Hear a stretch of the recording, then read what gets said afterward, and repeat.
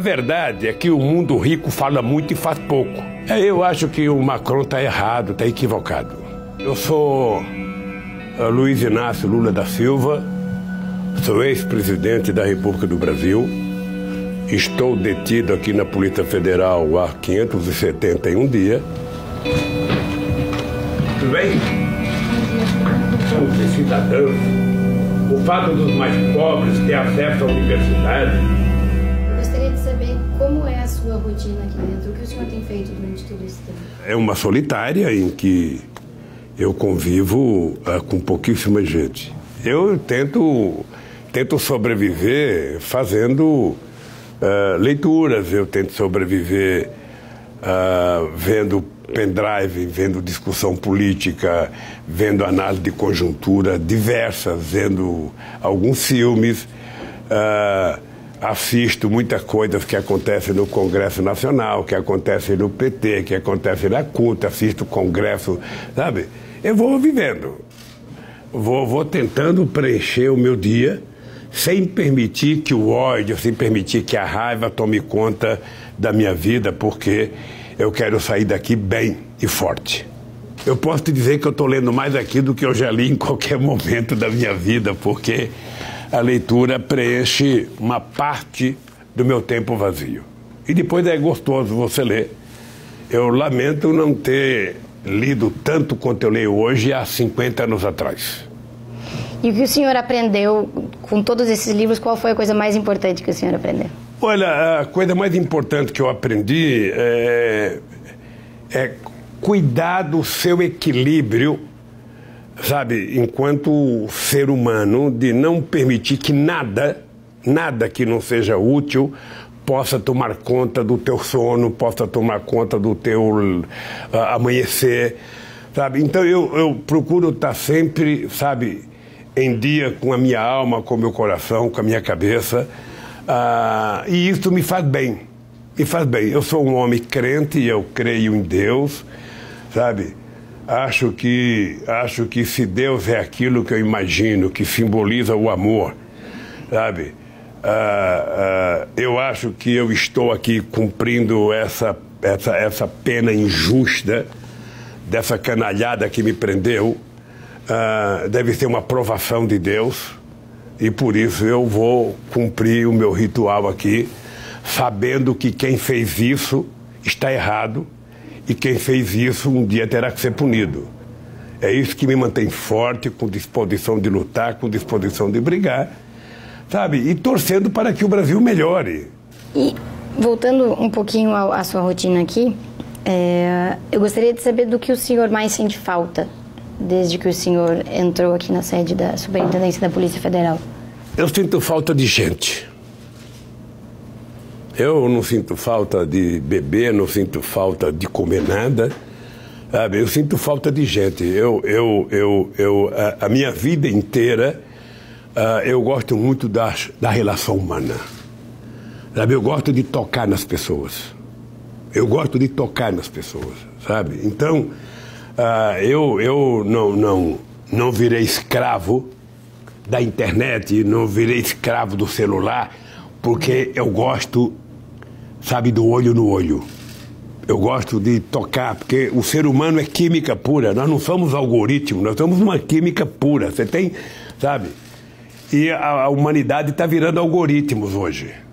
Ou seja, o Trump é capaz de saber tudo o que você pensa na vida, até capaz de dirigir o seu voto, sabe? A partir, sabe, do fake news, a partir da indústria da mentira.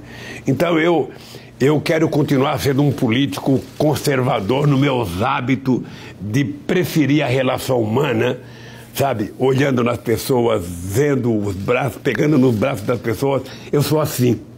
E espero, sabe, viver assim até os últimos dias da minha vida. Presidente, em agosto desse ano foram registrados mais de 30 mil focos de incêndios na Amazônia, quase o triplo do ano passado. Eu gostaria de saber se, na sua opinião, proteger a Amazônia é uma responsabilidade do governo brasileiro.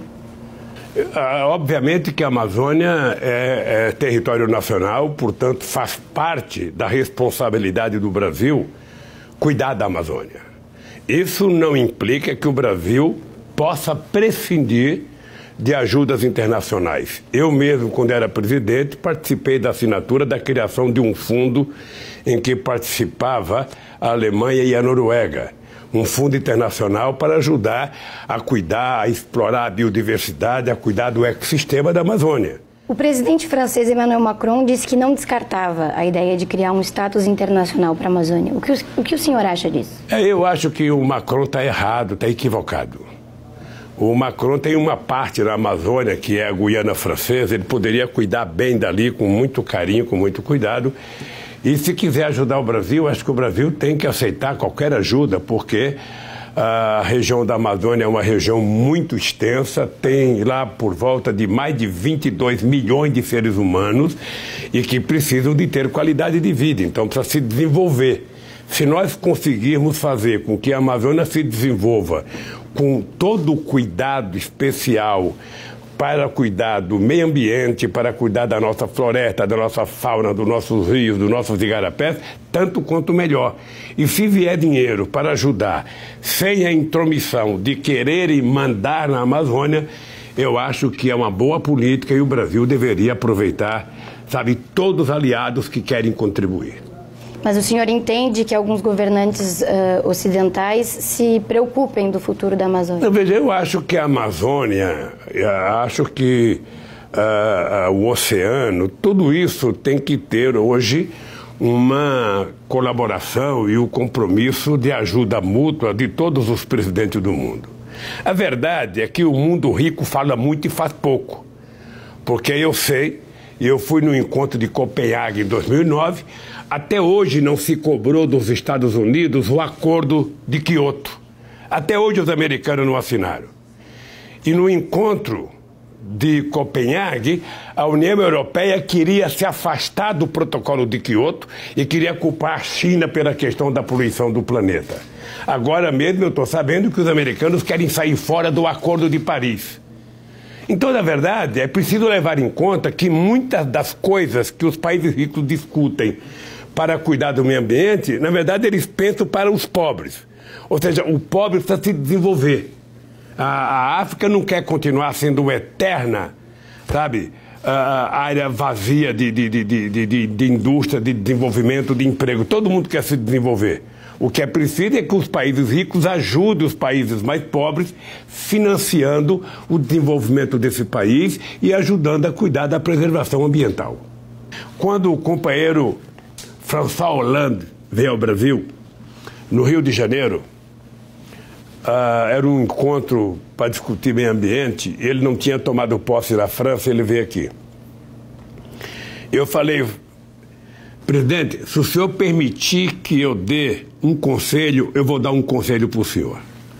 Não esqueça de colocar o discurso que fez o senhor se eleger na cabeceira da sua cama e todo dia, quando levantar, leia qual foi o discurso que elegeu o presidente para o senhor nunca esquecer.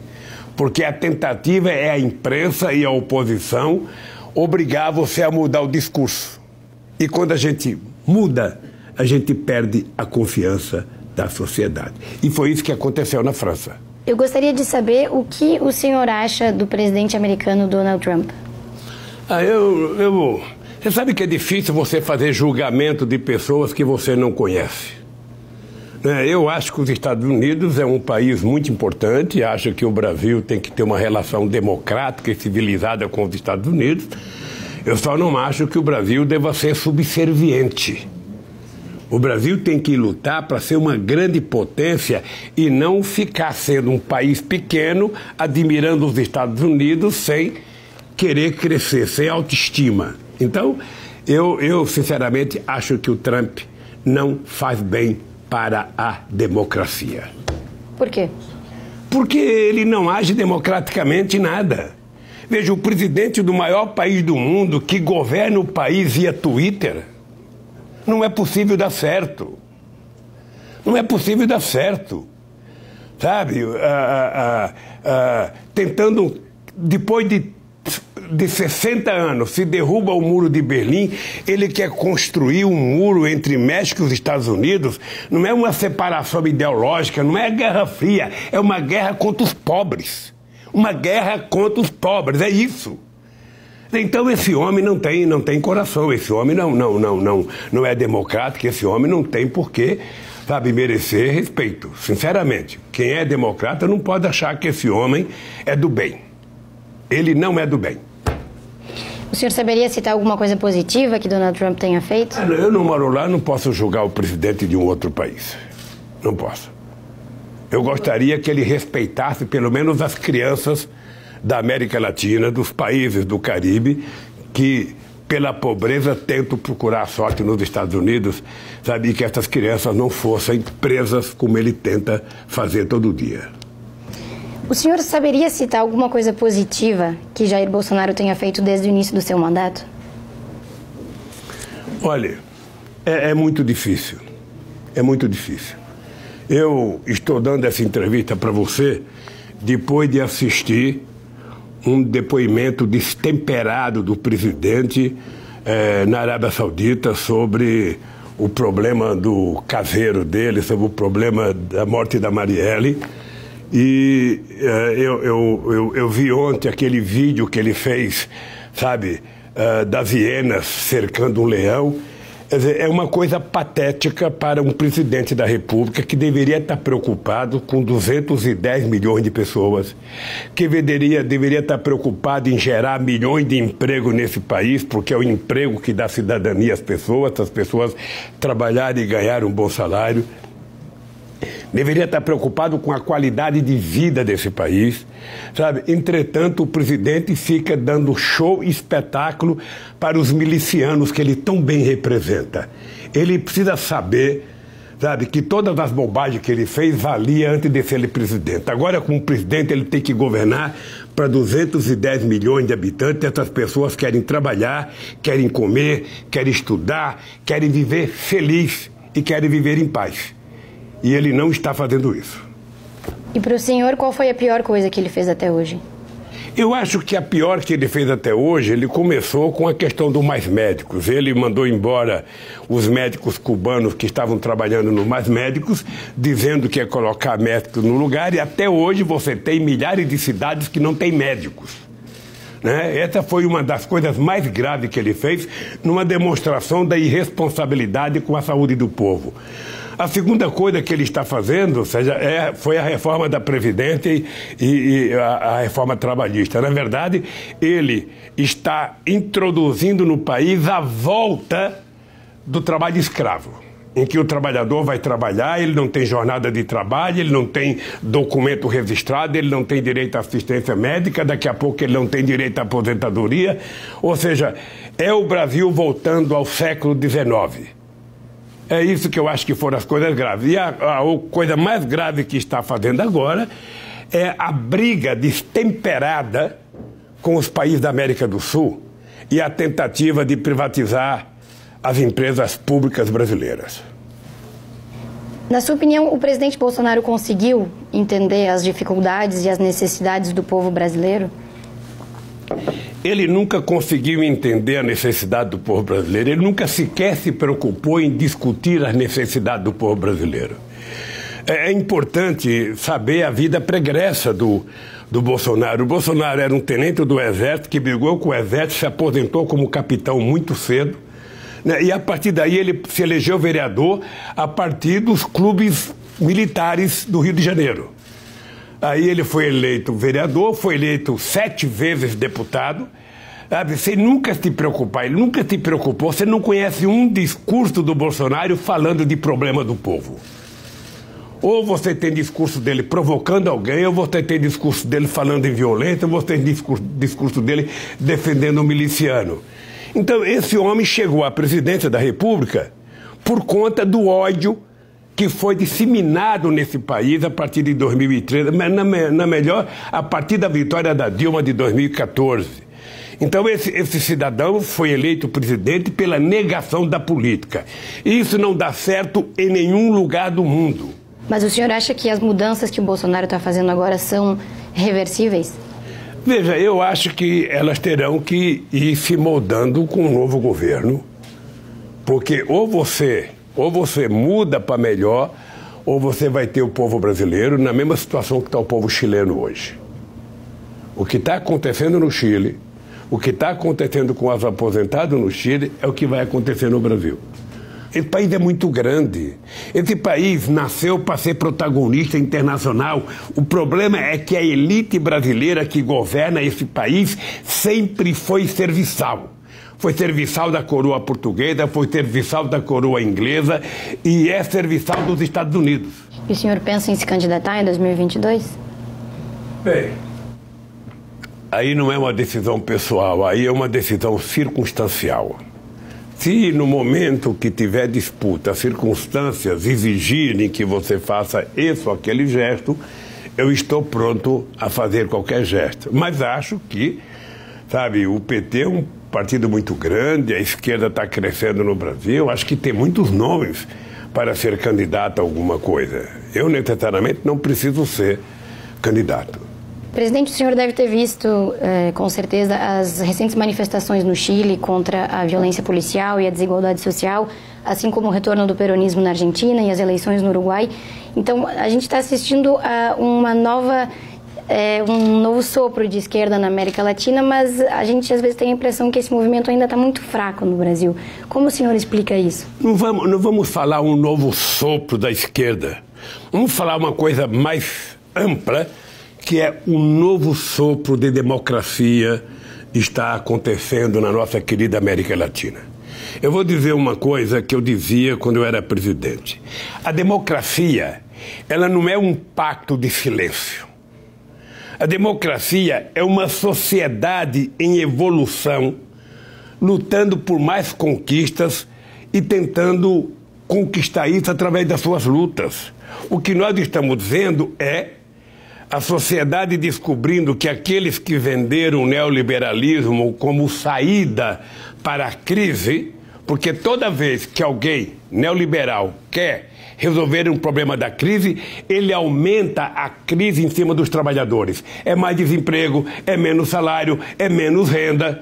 Ou seja, e o povo começou a se levantar contra isso. Não tenha dúvida que aqui no Brasil o povo também vai se levantar em algum momento. Poderia mandar um recado dirigido diretamente à juventude brasileira? Olha, se você está desanimado, se você não acredita em nenhum político, se você não acredita no Lula, se você não acredita no Haddad, se você não acredita no Bolsonaro, se você não acredita, sabe, no Ciro, se você não acredita no Bolo, se você não acredita na Marina, ainda assim, não desanime. Porque o político bom que você sonha, quem sabe não esteja em nenhum de nós, esteja dentro de você. Então, ao invés de negar a política, assuma a responsabilidade de que o Brasil é seu e de que você vai ajudar a fazer com que esse país volte a ser um país que te dê orgulho. Isso só vai acontecer se você tiver coragem de lutar. Sabe, coragem de reclamar é fácil, mas o que é importante é ir para a luta. Quais são os seus planos pessoais para quando o senhor sair? Primeiro, eu quero viver até 120 anos. Eu acho que os cientistas já dizem todo dia que o homem que vai viver 120 anos já nasceu. Então eu fico me perguntando, por que não eu? Então, isso é uma razão para que eu acredito. A segunda é que aos 74 anos de vida eu estou apaixonado outra vez. Então, você quer razão maior para viver do que um cidadão apaixonado? Sabe? Então eu preciso viver para curtir essa paixão. Por uns 30 anos, pelo menos. Então, eu brinco muito o seguinte, olha, a morte que não tente se aproximar de mim, porque aqui ela vai encontrar uma barreira muito dura, sabe? Ela vai ter que levar muita gente, mas muita gente, antes de me levar, porque eu gosto da vida, sabe? E eu acho que depois dessa aprovação que eu estou tendo aqui, eu acho que Deus vai ser mais generoso comigo e vai falar, Lulinha, fica um pouco mais aí.